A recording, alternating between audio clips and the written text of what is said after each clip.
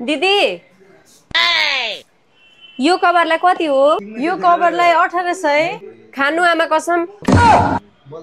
एकछिन म सरलाई बोलाएर ल्याउँछु ल।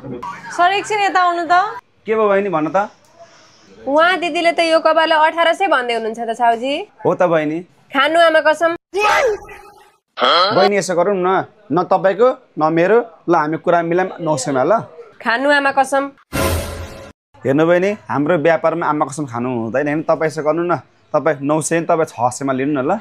खानु आमा कसम। लु बहिनी अब के गरौँ भने नि तपाईँ यो सामान चाहिँ लग्नुहोस् होला 300 मा ल। अब चाहिँ भयो। खानु आमा कसम।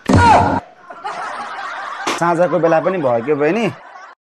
ल अब यो हामीलाई पनि 200 पर्छ। लु बहिनी मलाई प्याक गरिदिऊ त ल। लु बहिनी ल। खानु आमा कसम। आमा कसम बहिनी यो कभर 100 पर्छ। लु लग अब चाहिँ ल, प्लिज लग अब चाहिँ। अहिले पनि मलाई यो कभरको 100 रुपियाँ नै हो जस्तो त लाग्दैन। म त 50 रुपियाँ मात्रै दिन्छु। भाग त्यहाँबाट छिर्छ। खालि आमा कसम काम छैन अरू। साँच्चैमा जानु हो? खानु त आमा कसम। यसलाई त आज म त नि